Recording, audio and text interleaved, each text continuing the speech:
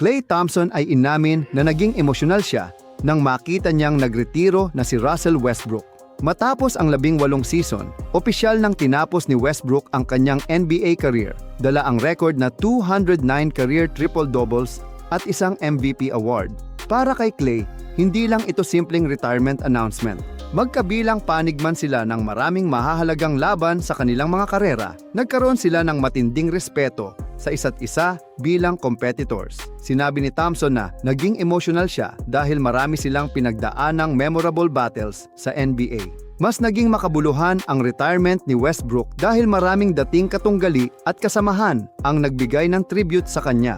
Maging si Kevin Durant ay nagbahagi ng personal na alaala tungkol sa kanilang panahon sa Oklahoma City, particular sa work ethic ni Westbrook na naging inspirasyon din sa sariling training habits ni Durant. Sa loob ng 18 taon, si Westbrook ay naging 9-time All-Star, dating MVP, 2-time scoring champion, at all-time leader sa triple-doubles. Pero para kay Klay at sa maraming manlalarong nakasabay niya, maaaring mas mahalaga ang intensity, passion, at competitive spirit na dala ni Westbrook sa bawat laro. Kaya naging emotional ang sandaling ito para kay Klay. Hindi lang isang superstar ang nagpaalam sa NBA, isang player na naging bahagi ng kanilang henerasyon ang tuluyang nagsara ng kanyang chapter.